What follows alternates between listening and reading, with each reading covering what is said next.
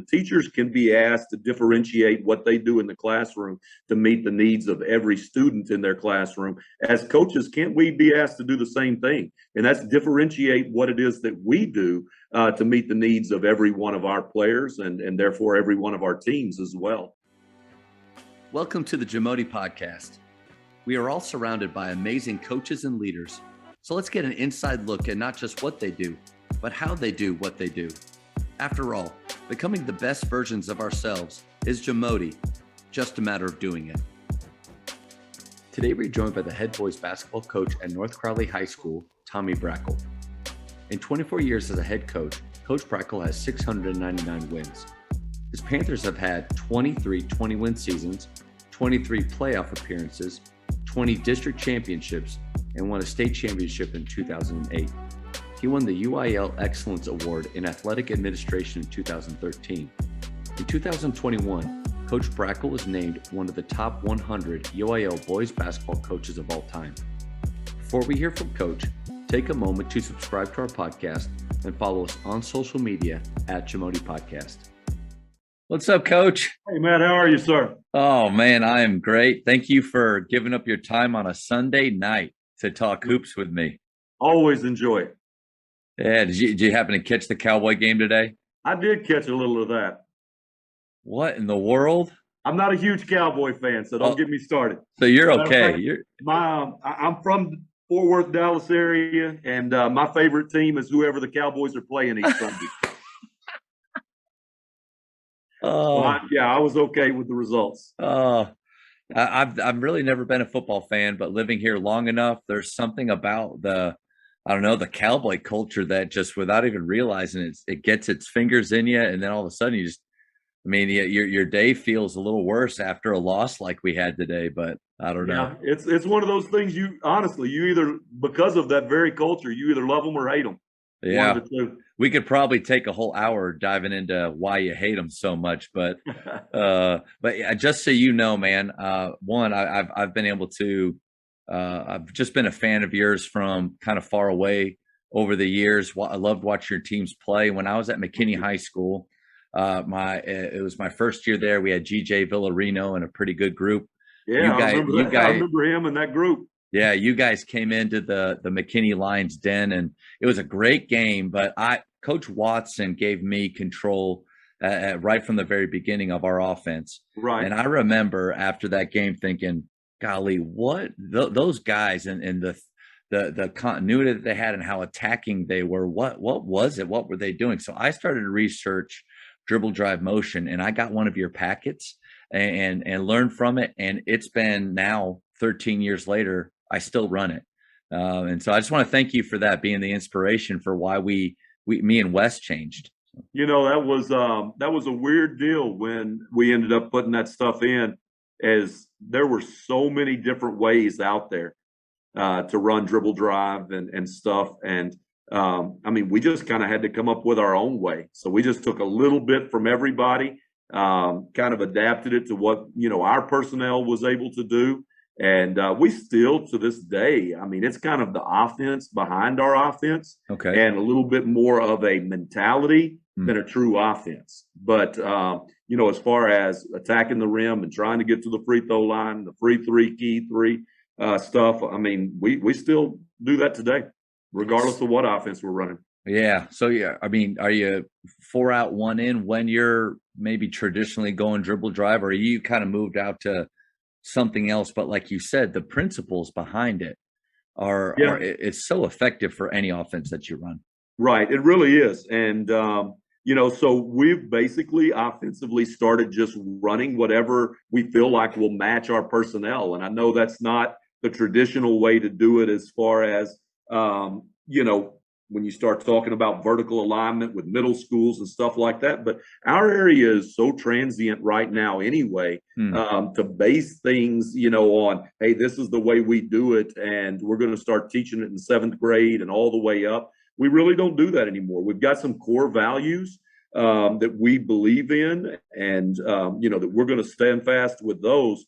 But as far as what offense we're running or what defense, we're really going to base it around the personnel that we've got, because who knows if the personnel that we think is coming is ever going to make it here, or what might be here by the time that graduating class gets up to be seniors anyway.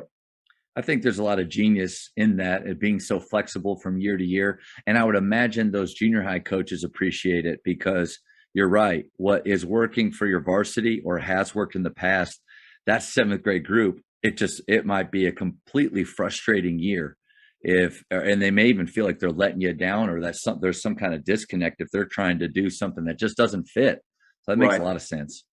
So that's kind of where we are.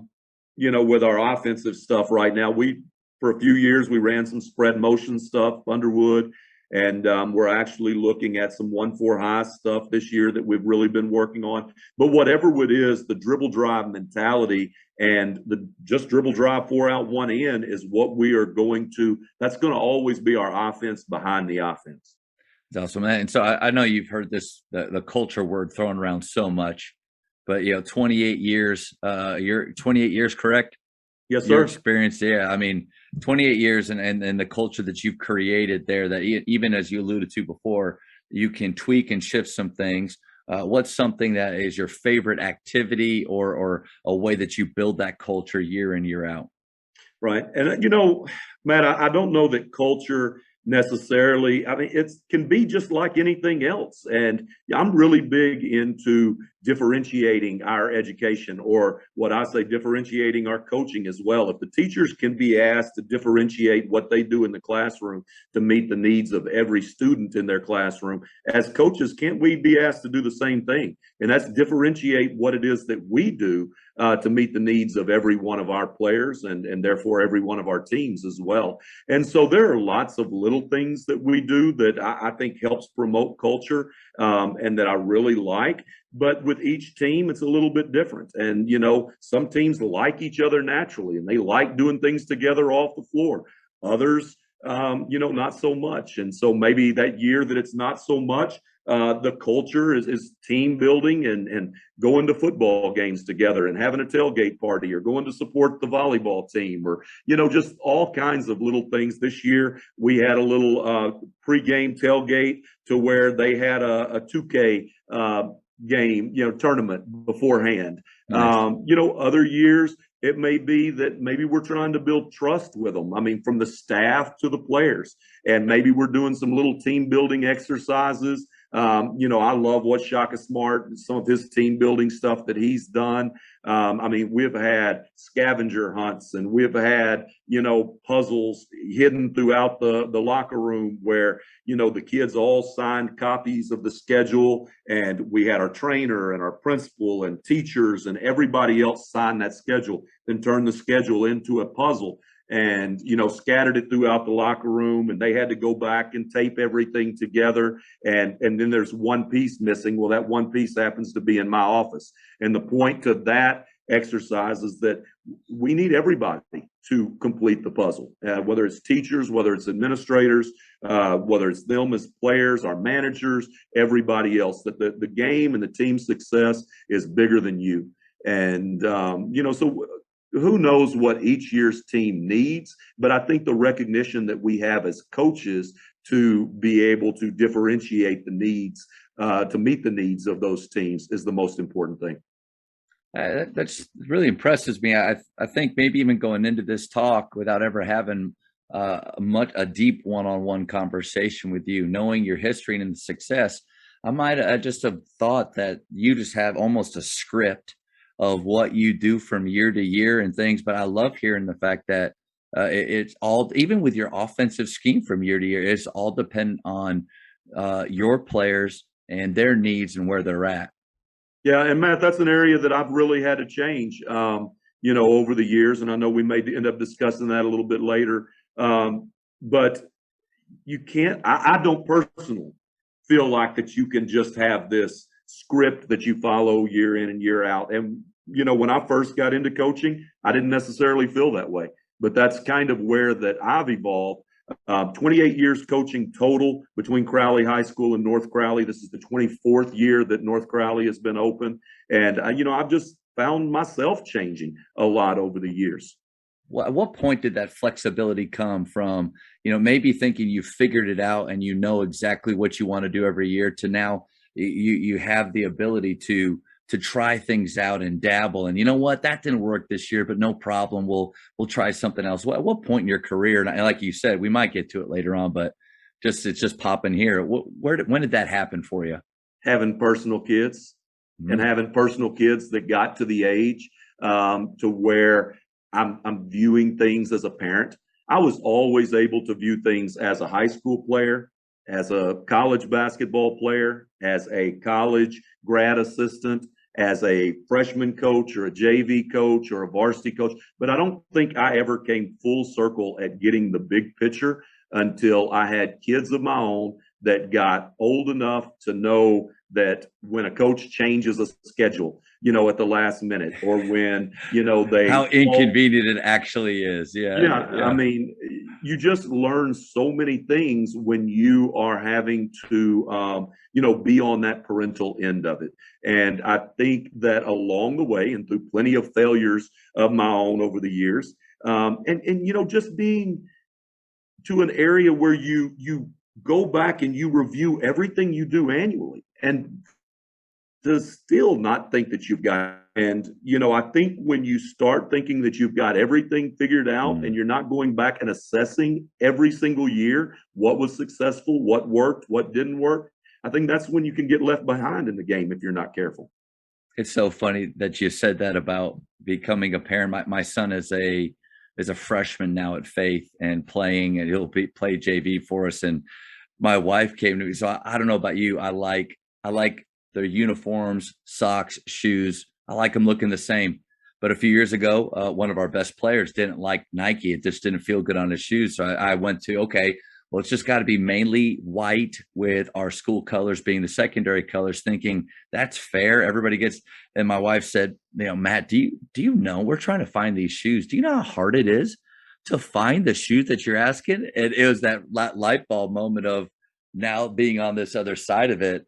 Oh, okay. So let me ask you this: like shoes, things like that. You stubborn about things like that, or It just really depends on the area. We used to be, there was going to be no sleeves, no, shorts that look different, undershorts for everybody else. Nike has helped out with that a little for us.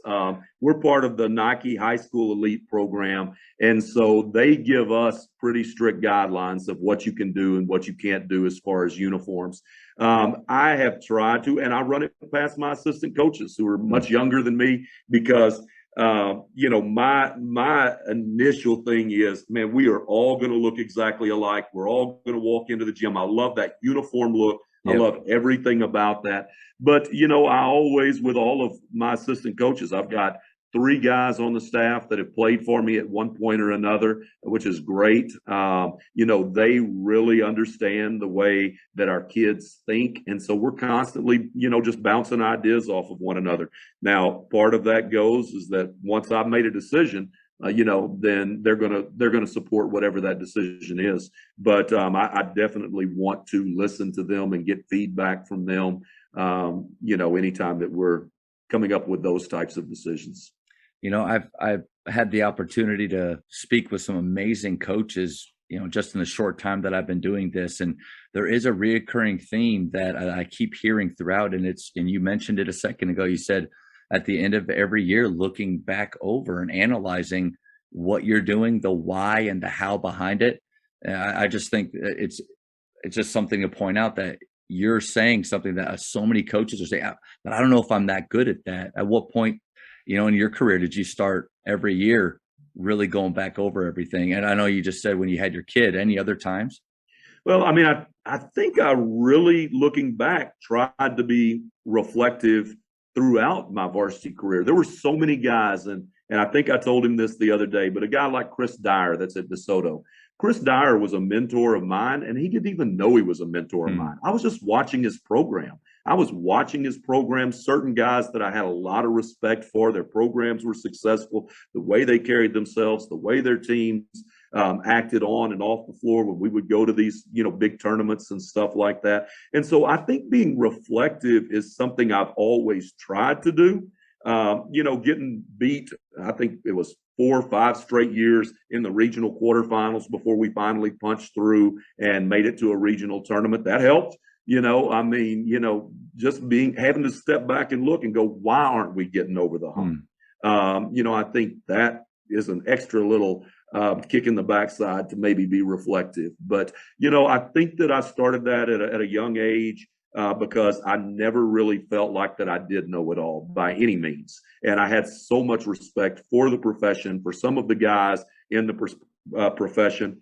And the next thing you know, I'm looking around and heck, I'm not one of the new guys anymore. And so at that point, then I tried to start not only being still to this day reflective of everything that we do on an annual basis, but also to try to get that message out to as many of the young coaches as I possibly can.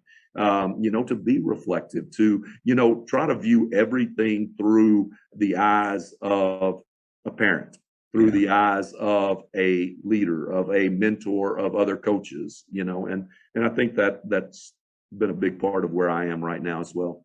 That's a great point and a great reminder for every coach out there, but especially like you said, we want our players to acknowledge the fact that they don't know everything, that we want them to be lifelong learners, students of the game, but we have to remember to do that too. And as a young coach, I think I definitely was on the side of, you know what, I've got this figured out already.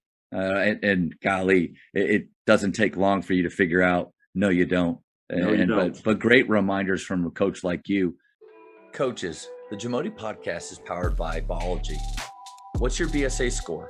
The Biology Skill Assessment is the only verified skills metric endorsed by the NIA and NJCAA to discover and develop the best talent for your team.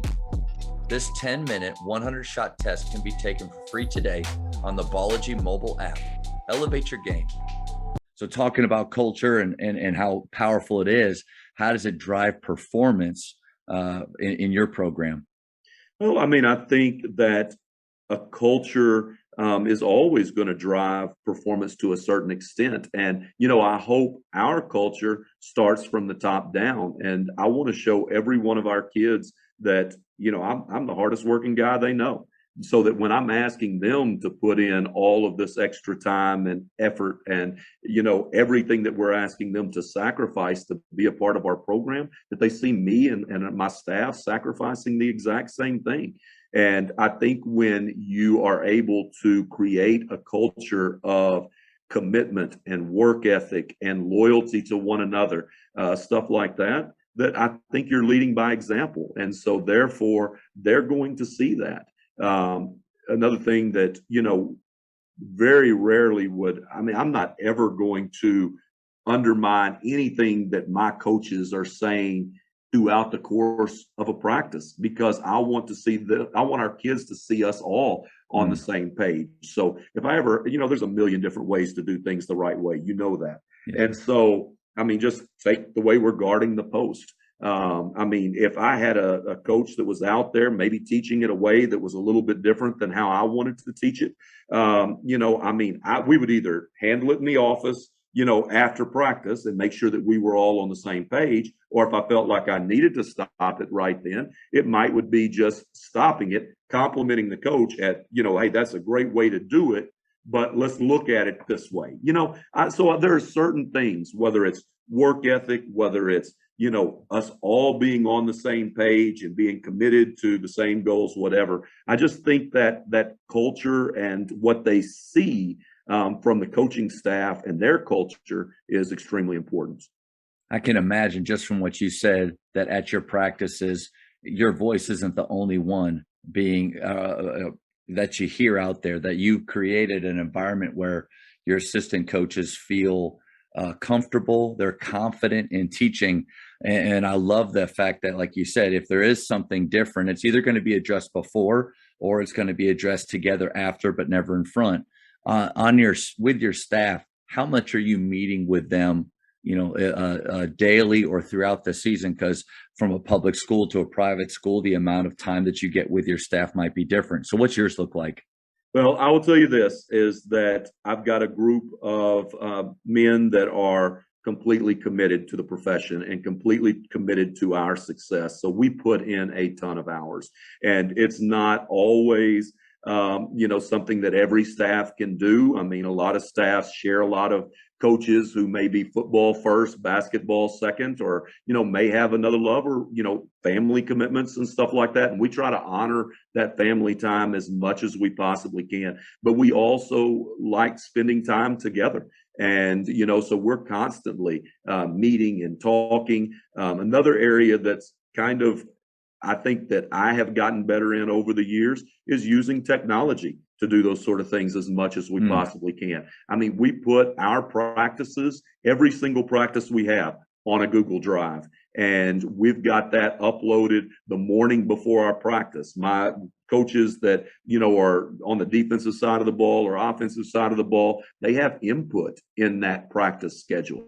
And I feel like that input and them really feeling that they can get out there and coach, man, that gives them so much more buy-in to the success of each and every practice that we have. But those Google Drives and those documents that, you can kind of use, that are kind of real-time documents. So as they're making changes or as I'm making changes, they know exactly what's going to go on in our practice before they ever step foot in our practice.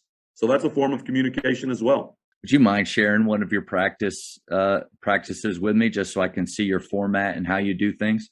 No, I absolutely love that right now, Matt. That's one of my favorite things right now. So when I spoke for USA Basketball or, at Nike clinics and stuff like that, I am really into right now practice scheduling. Matter of fact, one of the last clinics I did was best practices for best practices. And I'm about to do another one for BSN here in the next couple weeks. And it's on that same thing. I just absolutely love that. Whenever we do not have a good practice, man, I take it personally. I think it can't ever be the kids' fault. My goodness, why didn't I see that coming? I should have designed practice a little bit different because I knew where their legs were, or I knew, that we were off the day, just whatever it is. I am really, really into practice schedules right now and the organization of practice. And I just absolutely love that piece of it. I'm an open book. I don't mind sharing anything with anybody. Like I said,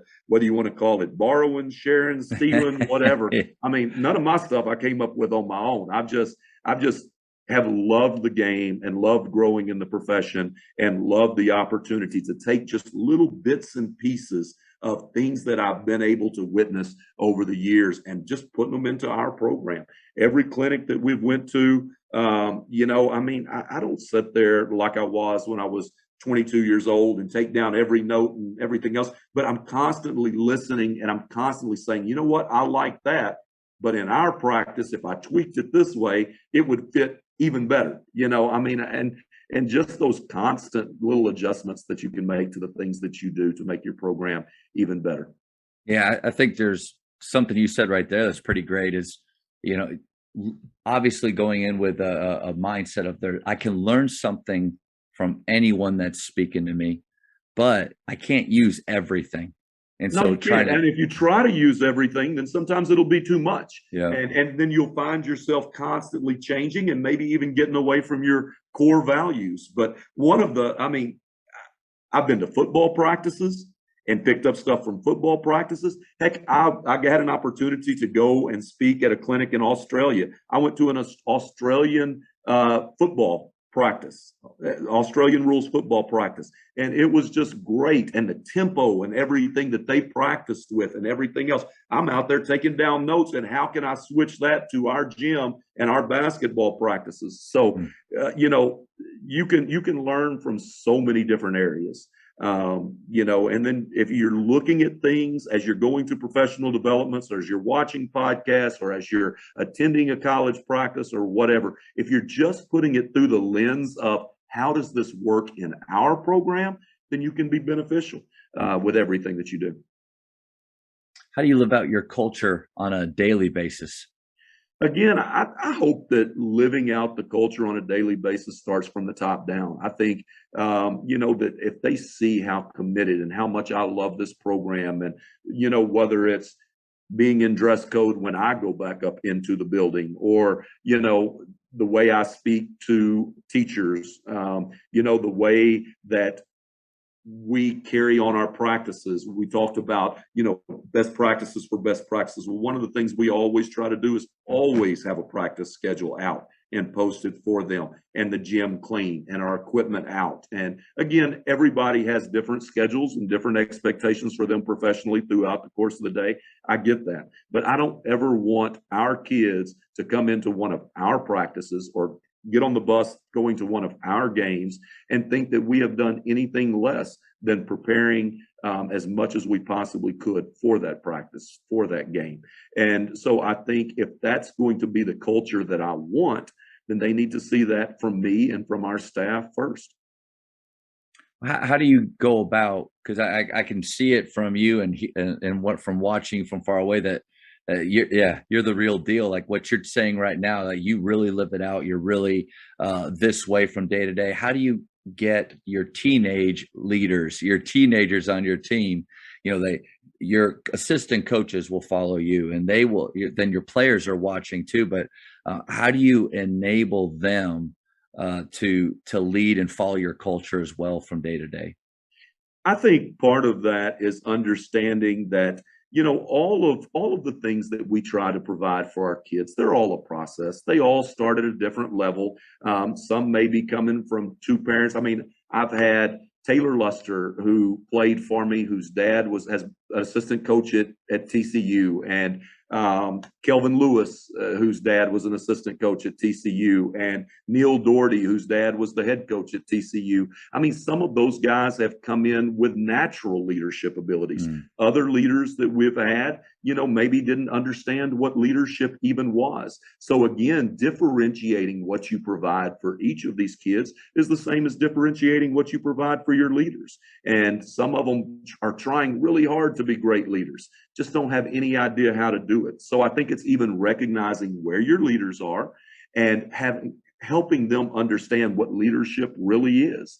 And so having individual talks with them, having small group talks with them, if you've got a small group that, you're really looking at leadership from, and just helping them understand what leadership truly is. And I'm really big on leading by example first. And so whether that's me and my staff, or whether that's our team captains, our team leaders, that they understand that before you can start verbally trying to lead anybody else, you better be leading them by example first. And that's just me and my own personal thoughts on leadership. But, just understanding that leadership is a process, just like their maturation process, or how they're getting better at honing their skills of basketball, is that you can't expect them to be there. You have to understand that it's a process, and you're constantly trying to move that needle of leadership as well.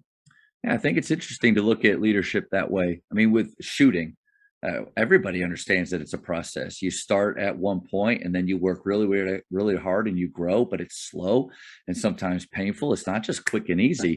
But I think sometimes I've fallen short there. As I expect, here's what I define leadership as, guys. You got to get there. You got to get there. And then maybe my temper, my expectations are unrealistic for how they are moving towards becoming the leaders that we can see, or we think they could be. So great reminder that even in leadership, it will take time, and it's gradual, but we just have to be, like you said, we have to be consistent ourselves and make sure we're giving the example, but give them players time to get there. Yeah. And I think, and again, just another area to be reflective on, are you developing good leaders in your program? And if not, what can you change? What can you do to help develop them? And we talked about differentiated coaching. Well, I mean, you may have to differentiate how you're trying to get your leaders there from year to year. Coach Butterfield at UTD, I was fortunate enough to talk to him, and he has a really cool concept of a leadership group.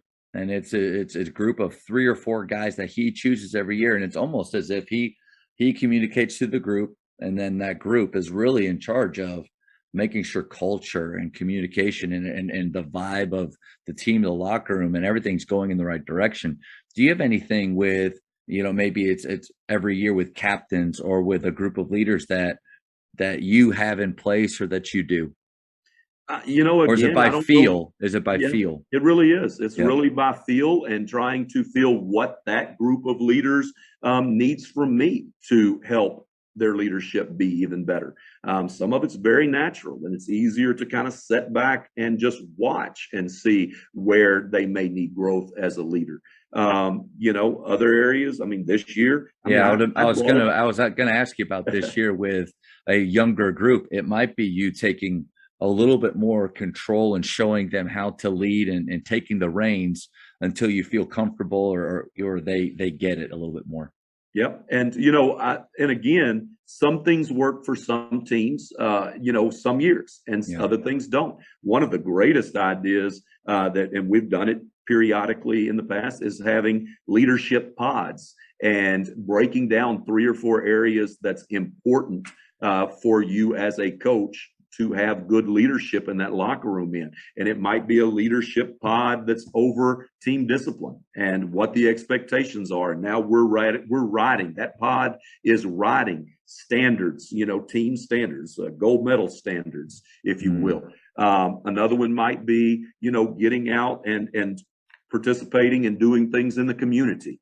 And so you have a community service pod that's with a leader of that pod, and just the different things that might be important to you, and some of your core beliefs, core value, as a head coach. And that's always a great idea if you have the right locker room and the right team to do that with. I loved that idea. We've done that several years. The Jamodi podcast is powered by Sideline Interactive. Sideline Interactive is the leading manufacturer for high-quality, innovative scoring tables and LED video display boards that help coaches and schools bring more excitement to fans, create huge fundraising opportunities, and make their jobs easier. Visit sidelineinteractive.com to check out their amazing products. We're talking about culture right now, and social media, whether we like it or not, it's a big part of culture, and our players are on it. They're watching things. I was listening to a podcast years ago, and the guy said, if you're a coach and you're not actively using, or if your program's not actively using social media to celebrate your players, your program, then you're behind. So I try to get more active with it. But what way do you use social media, or someone in your program use it to enhance your program? Yeah, and we've tried to stay on the front end of that as much as we possibly can. And whether you're considering it social media or not, but it was probably about 8 years ago or so that we started our very first practice was a media day.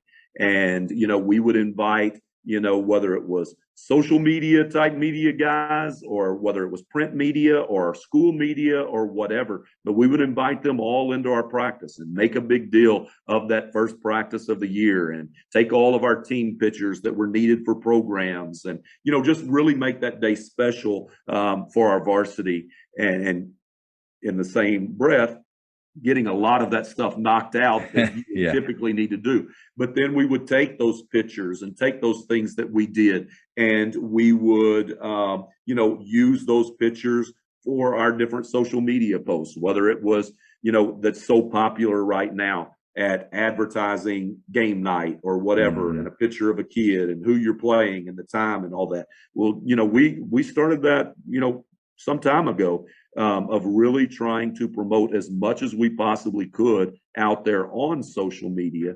and just doing things that way. Another thing that we have done that I feel like was kind of cutting edge when we started it, but a lot of people are doing it, and that was podcasting our games. Well, everybody started podcasting them after we started going through all of the COVID stuff, and fans couldn't come to games in some areas and stuff like that. But we started the podcasting, and it was radio podcast originally, but then we moved into the audio video part of it and stuff like that. And we did that originally because we thought it was a great opportunity for our kids to get chances to do public speaking, and and to put on a headset after a game and to have somebody ask them questions about the game. we thought it was great for them. And then, we found out we were having people from out of the country and definitely out of the state that were watching our games and stuff, and how much it meant to a grandma in Iowa, to be able, that couldn't come to the games, to be able to sit and watch our grandson play. So there were Wow. so many little extra things that we didn't necessarily see coming, that were great things about podcasting our games. Getting kids that were over at the CTE center of ours involved in possibly the production of those games. That's what I wanted to lean into that a little bit, because yeah, I mean, broadcasting live, and especially with people commentating and doing everything. Yeah, you were doing that way before, with Huddle now and things like that, making it so easy to go from the camera to YouTube live, but to have the audio piece, and where it's like you're watching a college game and you're having people talk about it. And I love the idea of your players interviewing, because that's a life skill, not just in basketball, but the ability to speak clearly in front of you. That's huge. How are you going about getting people to do the broadcast, set that up, all that stuff? Because I'm thinking back, I even think you had a crew come to our gym back at McKinney. Probably so. We started and do that. Yeah, we started it way early. And, one of the things that, kind of helped out was being friends with the director of technology here in Crowley ISD and kind of sharing my vision with him. And then there was a mutual friend of ours, Brian Benton, who also does all of the PA stuff at our home games. He works at Lockheed, but just loves basketball. He was a manager out in North Carolina under Dean Smith and stuff like that. So he just loves it. And so we kind of lucked into a lot of it, as far as just having a vision and the things that we felt like would be really important for our kids. Heck, Matt, we even do a coaches show every Wednesday night. And, but trust me, I've got better things to do on Wednesday night than to, have a coach's podcast. But it's just so good for our kids. And, when we're done with it, we'll talk to them about it afterwards. Hey, what did they do well? What are some areas, that they could do a little bit better? And we're going to have you back on, and, that kind of stuff. And so I think the opportunity for them to do some public speaking or to do a post-game interview. Matt, you know as well as I do, they're not all going to go play at Texas Tech like Lawrence Odiasi did and have the opportunity to be interviewed by, every media company there was at the Final Four. But, when I talked to him about it up in Minneapolis, he just said, what a big deal it was that I already felt comfortable doing that. Wow. When I went into my first interviews at Texas Tech and stuff. And, so just little feedback like that, the affirmations from some of the ex-players about making them feel special and giving them an opportunity to do things, that would be like it would be in college for them, was enough for me for sure. See, I think you've really hit on something special there. Is the culture and the program. So a lot of times when you hear those words, you think of the coaches and the players, but it seems to me like you've really involved more members of the school, the community, the parents, the families, to where like your program, there's a lot of people that are invested, and like you've used the word vision, that really see your vision and enjoy being a part of it. And I think that's inspiring for someone like me that sometimes looks around and is like, man, why aren't more people wanting to get involved with this or as pumped about this as I am? Well, maybe I need to look at myself. Okay, what opportunities am I creating for people to come and be a part of the vision? Yep, and a T-shirt here and there, and or a polo, or just a pat on the back a lot of times. And I'm really big, Matt, in value. I think one of the greatest human needs is for us all to feel valued, to be a part of something bigger than ourselves, to the success of something bigger than ourselves. But far too often as coaches, sometimes we miss the boat with that.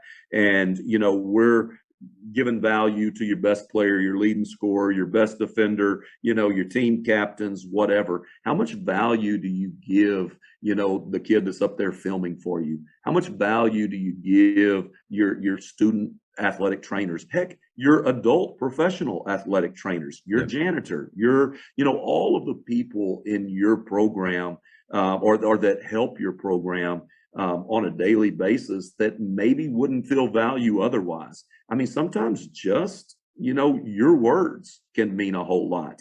And I think that builds culture as well. You talked about parents and you asked, was there ever a time that I really felt a change? Well, Matt, I'll be honest with you. I mean, there was a time I had my shoulders, thrown back, and I used the term that, or the phrase that, hey, well, if they want my job, they can go get, their teaching certificate and they can come take my job if they feel like that they know it, what they're doing better than me. Or how about this one that so many coaches use? I'll talk to a parent about anything but playing time. Yeah. I mean, okay, but what if that's what they want to talk about? Why wouldn't you talk to them about playing time? Why, I mean, you may end up agreeing to disagree, but just shutting that door and shutting down that avenue, all they're going to do, if it's important to them, is tell you they want to talk about the academics or tell you they want to talk about whatever. But it's going to come back. At least they're honest about what they want. Johnny playing more, or why? But once you've been able to see it through a parent's lens, you get it a little bit different. And, or if as a coach, you have the maturity or the experience, even if you haven't had kids that have gotten to that level and you've experienced as a parent, that you can step back and you can say, you know what, as a parent, I would get that. And that, you let that kind of drive the decisions that you make within your program. So I think I've fallen into the trap in the past here at Grapevine Faith. We're a small private school, 350 kids. And I look at a school like yours, a program like yours, with the people, resources, and traditions but those traditions have taken years to create. I understand that those things take time and success, but the culture that you built.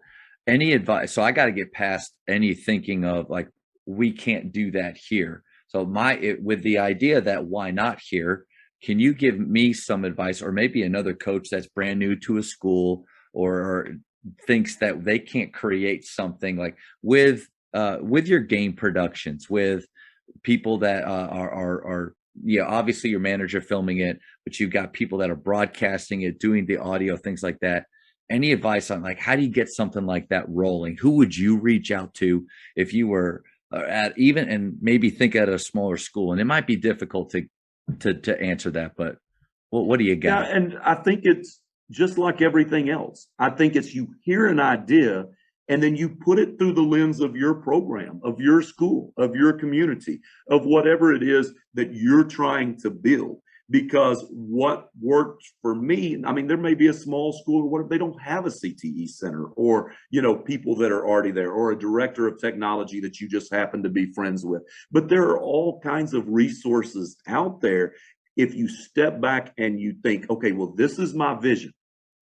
Who can I get excited to help me with that vision? I mean, it may be somebody in the school that, you didn't even realize had a background of that, and they would absolutely love to do that. And then also, building some capacity in the people around you so that if that one person, decides I just can't do this anymore, well, I've got 2 or 3 more that we've had on as guests, on our shows or whatever. And, again, the more people that you can make feel valued to the success of your program, then the more it's going to grow that culture, the more that it's going to, that culture and those traditions that you talked about are going to still be there. I try to do everything that I do, that when Tommy Brakel decides that he's not going to be, the head basketball coach at North Crowley anymore, or I guess if somebody were to decide for me, that the tradition and all of those things that we've created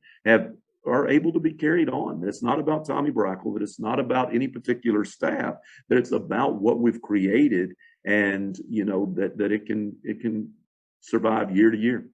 Tell me a little bit about your coaching show on Wednesday nights. Just who does that, and how long, and what's it about? Yeah, I mean, it's just about 30 to 40 minutes that Brian Benton hosts it. And again, a good, but he's developed into a good friend of mine. You know, he just started out, stumbled across, and he just said, "Hey, I live in the area. I'd love to be a part of your program. Do you have anybody that, that's doing the PA for your games?" And initially, if I remember right, we kind of broke him in as just that capacity and that extra help. And I mean, the next thing you know, our friendship is developing. Heck, he goes and coaches our fall league teams now. He's on our coaches group me. He is, in every part of communication. And that just gives him such value to our program and the success of our program. But it also, when he's in that coaches show or he's doing a post game interview, he has inside information on our program that he's able to share with those parents and share with anybody that might be listening. And so answering your question specifically, it's about 30 to 40 minutes. I mean, we just get on there and just talk. And he's got, some questions that he likes to go through, and we kind of balance it out between true basketball type questions and just having fun with the kids. He may ask them some crazy questions that have them thinking outside the box and seeing if they can think on their toes. I mean, always around Thanksgiving, he's asking them what their favorite Thanksgiving meal is and what their favorite dessert is. And then, he being a food connoisseur himself, he's quick to tell them when they're wrong. And, but just to get them talking and to get them feeling comfortable with the headset on and a mic, and I think he does an incredible job with it.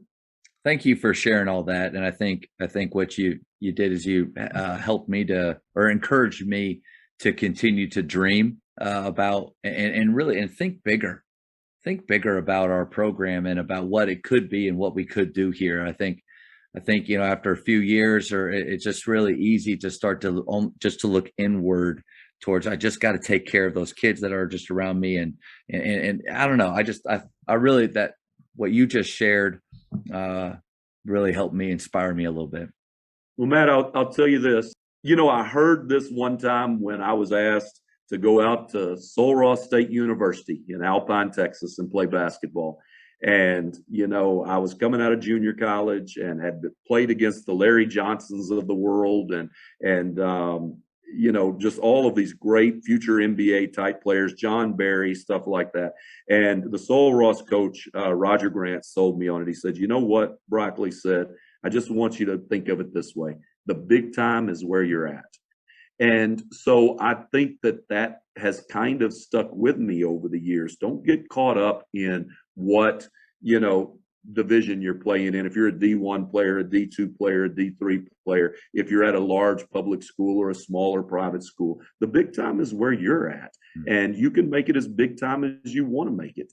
And so I think that we here at North Crowley, since my very first coaches meeting, we have always wanted to make this as much like a college basketball program as we possibly could, to make these kids feel extremely special at everything we do. And again, it goes back to one of your earlier questions, and it was, how do you promote culture? How do you take that culture and let it, turn into success of the kids on the court? Or more importantly, in life after they leave our respective schools.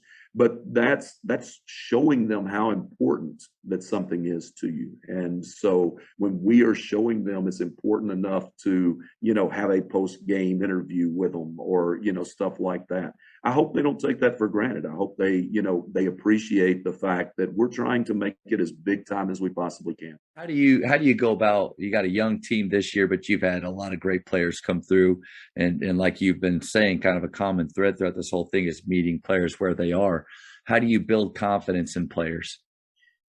A lot of times at North Crowley, it's trying to not let them be overconfident. We do we do little things. I mean, just all the time to make sure that they understand that that success is earned; it's not inherited. Now, tradition can be inherited. There are lots of things that they get.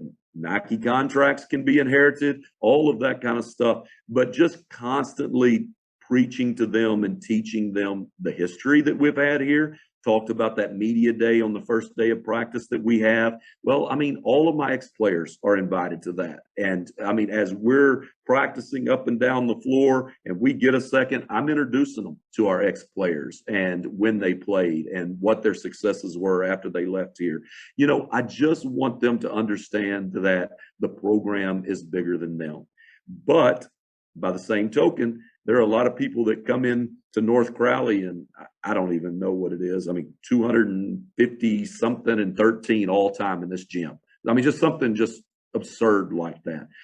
So sometimes people coming in here, they've already figured that they've got the loss before they ever walked in the doors. And so they can be a beneficiary of some of that past success as well. Yeah, but that makes a lot of sense, though, that you have to constantly keep the right perspective, that they're never as after a loss or a bad day, they're never as bad as they think they are, but after a great moment, they're never as great as they think they are either. Matt, I could not agree more. And I think my assistant coaches could have finished that sentence for you. I tell them all the time, can't ride the roller coaster of a season. You're never as good as you think. You're never as bad as you think. You can't get too high. You can't get too low. I know one of the questions from your podcast that you like to ask is how do you coach, kids the day after a game? Or let's go right into that. Yeah. And I think that's a great way to look at it. I think if you don't take the opportunity to prepare every single practice the way that you would prepare the practice the day after a loss, you're missing the boat. I don't think it should change a whole lot. Now, you may be tweaking some things that you didn't do well in the game before and making sure that they're implemented in your practice. But if your practice schedule is all of a sudden coming out and it's all detail oriented and everything else because you lost, I think that's one of those things that maybe you're sending the wrong message to your team. So again, we talked a little bit about differentiated and whatever your particular team needs. Sometimes they may need a pretty good butt chewing after a game. Other times they may need to be picked up just a little bit. And I think it's just recognizing where your team is and the different parts of the season as to what to give them the night after a game or the day after a game, and not letting them ride that roller coaster either, making sure they understand, hey, look, you're not quite as good as you think you are sometimes, that, it takes a very, very mature basketball team to win a game and still get better. Most basketball teams want to get better after a loss because now there's that sense of urgency to fix what you needed to fix. Well, it takes a mature basketball team and a mature coaching staff to understand, even after wins, to still have that sense of urgency to fix the things that you need to fix and to be as efficient as with your time in practices and, in meetings as you possibly can be. What a great reminder about the message that we might be sending our teams if like you said, our preparation or our urgency changes after a win, obviously, but more importantly, after a loss. Like, we really have to go back and reevaluate what are the standards we're trying to set from the very beginning with our first meeting, the first day. If all of a sudden it's different now, or if a playoff game all of a sudden requires more energy, focus than the beginning games, we've missed the boat. And as coaches, we're not sending the right messages. So that's a great reminder, man. We can definitely inadvertently send the wrong message to the kids, not even intending to. Yeah. And sometimes that's so natural and so easy to do as coaches. But again, if you're sending that wrong message, then you're just promoting that roller coaster that they could be on of we're a little bit better than we really are, or, hey, we're not quite as good as we think we are. We want our kids even keel and understanding that it's a process and that we're going to continue to grow as a basketball team and as individual basketball players, hopefully on a daily basis. What's your process in selecting JVs, varsities, freshman teams? What all goes into that for you? That too has changed over the years. I used to have a pretty rigid look at it that, hey, I'm gonna take that varsity rotation first, And then if it's a sophomore or a freshman that maybe isn't good enough to be in the rotation, well, they need to be on our freshman team, or they need to be on our JV playing. Well, okay, so why? So why do they need to be on your freshman or JV team playing? And I think you have to have a differentiated look at each one of those things as well. Some of these kids go out and play 60, 80 games a year during the summer. They don't need a whole lot of extra playing time. Would they benefit more from being on your varsity and hearing your voice and seeing your expectations every single day? I don't know. I think to just have some steadfast rules as to, here's what we're going to do when selecting these teams. Again, you're not differentiating towards the individual needs of your team, your program, and those individual kids as well. So now we look at it with every single kid. Again, we still have some core values. You got to be careful about the number of juniors that you're going to keep on the JV, or, if you're bringing up a freshman and to play on the JV, but maybe not the varsity. Okay, well, does that take playing time away from a sophomore you're trying to develop, or, whatever? And to really just look at it, on an individual basis. So we look at what's best for our varsity first, and our varsity rotations specifically. And then after that, it's really looking at what's best for each individual kid. How do you typically go? Do you have good results with some JV players sitting and practicing with your varsity, but still, because you mentioned a second ago, why do they have to just play on JV to get playing time? But have you had good results or experience with that, where you've got some guys that they're on your bench and they're practicing with you, but they're getting more time on JV? What has been your experience with that? My experience has been, I don't have the answers for that. Yeah. We've had success and we've had failures both ways. We've taken a step back and been reflective and went, man, maybe that kid should have been on the JV. Maybe he needed a little bit more floor time or playing time. We've had some, great successes with saying that, hey, a kid coming up, maybe it was a year early for him, but now he's not on that roller coaster the next year of,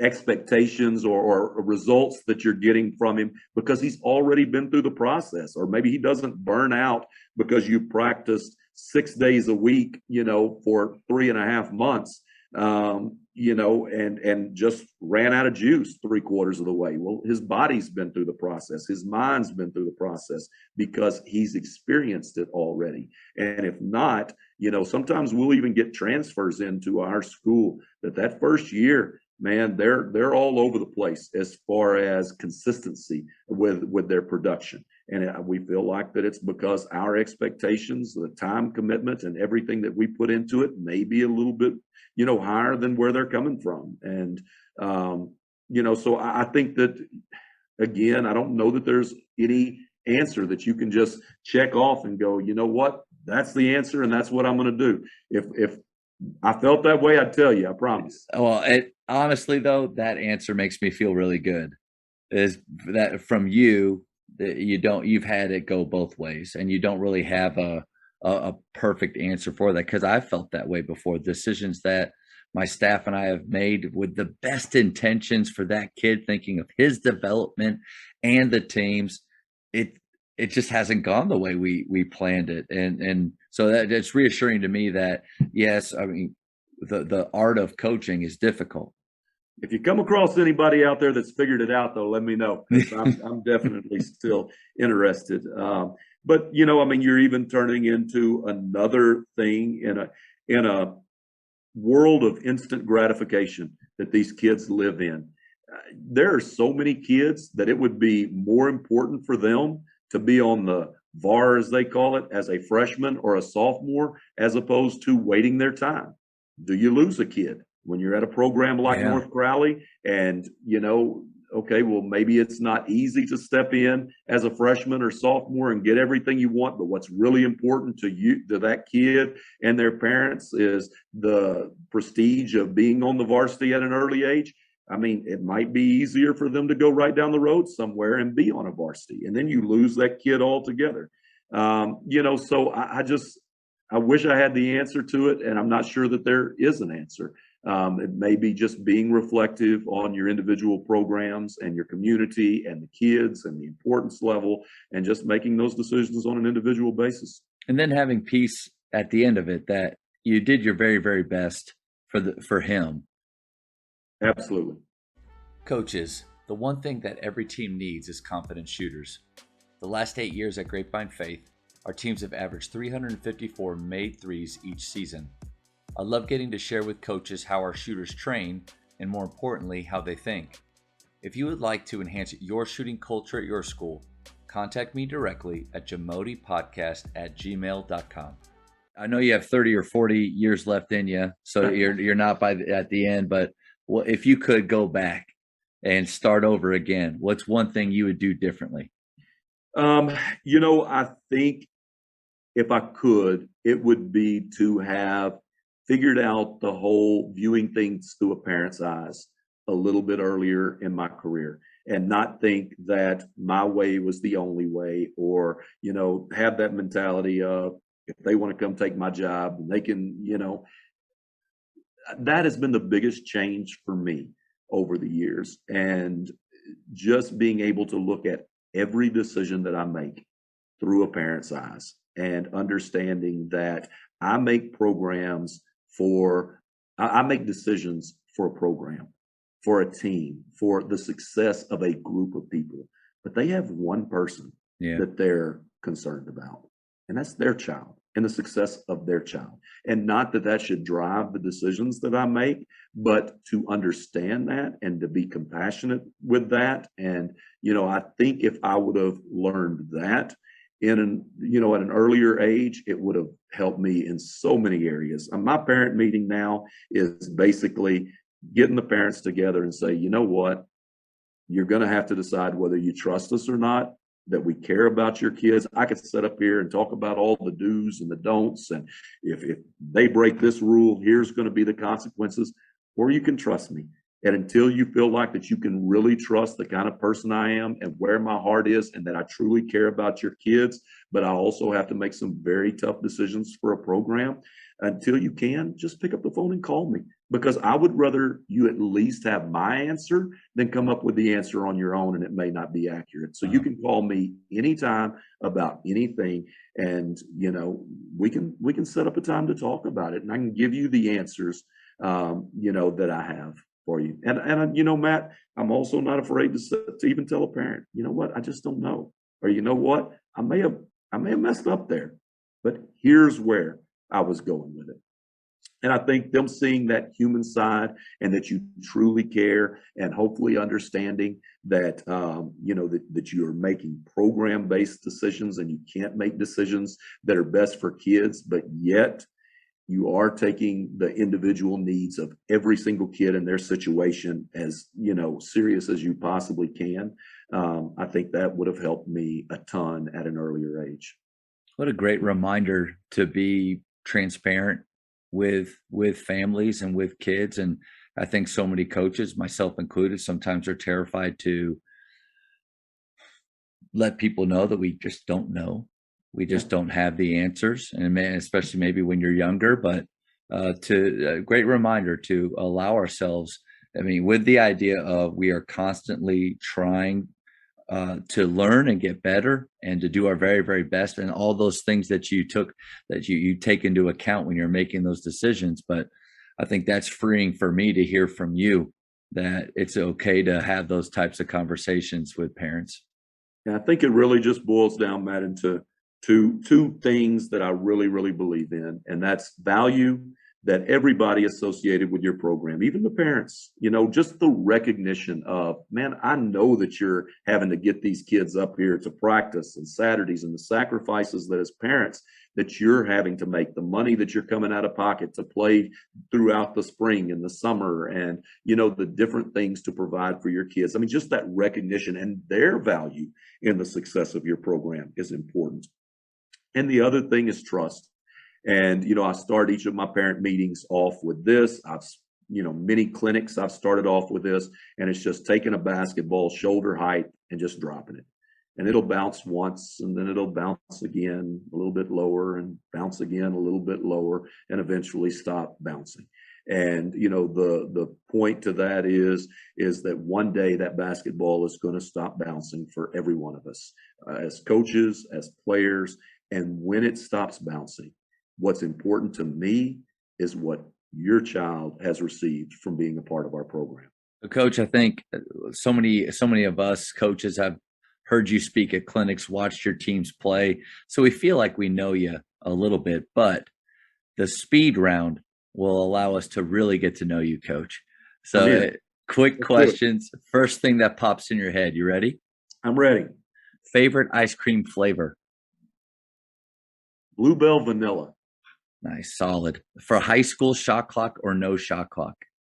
Oh, Matt, I am huge shot clock right now. I'm pushing it with the UIL. I'm doing everything I can. Man, this can't be a speed question. It can't be, because so many people think that I'm pushing, or we're pushing for a shot clock because of our athleticism and the kids that we have, and we're trying to speed up the game. A shot clock does not speed up the game. It regulates the game, and it makes us all better as coaches, and it makes them better as players. You don't want any kid on your program that's just a screener and rebounder, and that's all he can do with the ball in his hands with 4 seconds left on the shot clock in the biggest game. So you better develop every single one of them. And if I want to speed you up to create more possessions, I don't need a shot clock to do it. It's not about that. It's going to elevate the game in the state of Texas. And again, just whether it's a post-game interview or whether it's a shot clock or whatever, the more that we can emulate where they would like to be with our game, the better off our game is going to be. So how many states have it right now? 9. Yep. And having success with it. I mean, it's working. Oh, everybody having success with it, and wouldn't go back and everything else. And I'm working with the UIL the best I can. I'm trying to get TABC involved. There's just right now too many coaches out there that thinks it's being pushed upon them by coaches with athletes, and they don't see the bigger picture. But I mean, I've got letters from USA Basketball, from FIBA Basketball, from college coaches, everybody talking about how much better for the game that it is to play with a shot clock. What's the best argument you've heard for no shot clock? None. You're getting away from the speed round. Let's get back to okay. I mean, but really, there's not. Okay. I mean, I've heard it all. I've heard money. I've heard playoffs, and every clock's not. I mean, every gym that you're going to try to find, when you're trying to find playoff games, isn't going to have it. And small, that's kind of weak. And one-time expense versus an everyday expense, and officials that can't call it. And I mean, I've heard it all. And I think the main one was that the NFHS did not approve it. Well, now the NFHS has not said that you have to play with a shot clock, but now they've backed off of that and said every state can adopt it if they want to. So that takes that excuse off of it as well. All right, back to it, but that's great. Right. Texting or talking? Talking. Favorite holiday? Christmas, followed closely by Thanksgiving. I love to eat. Favorite NBA coach of all time? Oh, wow.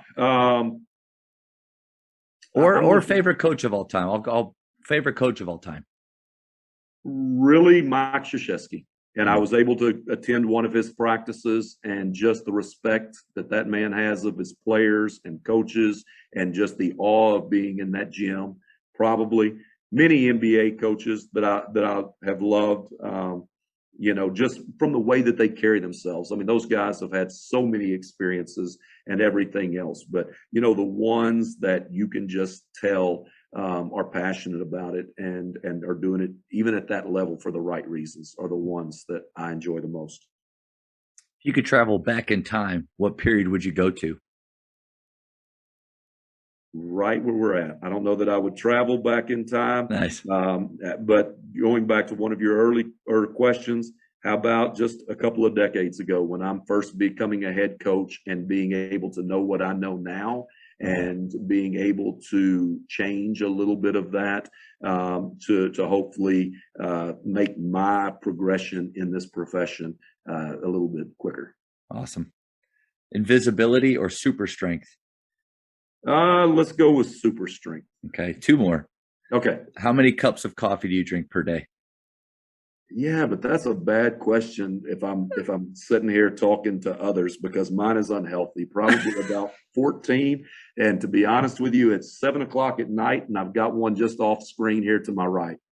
That is awesome. No, it's not. There's something awesome about the that. honesty is awesome, Coach. Okay. Like, I told you I was going to just be you straight win with you with everything. Yeah, you win as far as the most amount of cups of coffee. But one of the things that Wes Watson taught me when I was an assistant for him was like, man, if you want to be a head coach, you drink your coffee black. So, Coach, how do you drink it? Straight black. There he is. Nothing in it. So Wes was telling you right. Last one. Sure. Godfather or Star Wars? Ooh, I absolutely love the Godfather movies. I nothing against Star Wars, and I've seen them all. Even the trilogies that came afterwards. But I just really like the Godfather movies. I think I said earlier, that I had the opportunity to go down to Australia, and that was the longest flight that I've ever taken in my life. And I watched the Godfathers all the way through, start to finish. Coach, I just want to first say thank you for giving up your time and talking hoops with me. And just so you know, I know that I'm not alone. There are a lot of coaches out there, my age or around me, that we look up to you. And I mean that. And just to get to talk with you and just to hear and learn more about you and just see how you're the real deal and how you're doing things the right way and it was inspiring for me. So I'm really appreciative of your time. Well, Matt, I appreciate you saying that. And, there have been so many incredible coaches over the years that have helped just kind of mold me in this profession. So anything that I can do talking about it, that's why I try to be just as genuine as I possibly can. And I enjoy it. When people ask me, Coach, can I call you on this, or can you send me that? I'm always on board with it. And I say, as long as you don't mind me asking questions and me trying to get better too, because I think we all have very, very valuable experiences that we've had. And if you just get locked into just North Crowley or just, whatever it is that you're doing at the moment, you're missing so many opportunities to learn in this profession and get better and grow in the profession. So I appreciate you having me. Thank you for checking out today's episode. Please take a moment to subscribe to this podcast, share it with your fellow coaches, and find us on social media for what's coming up next on the Jamodi podcast. It's just a matter of doing it.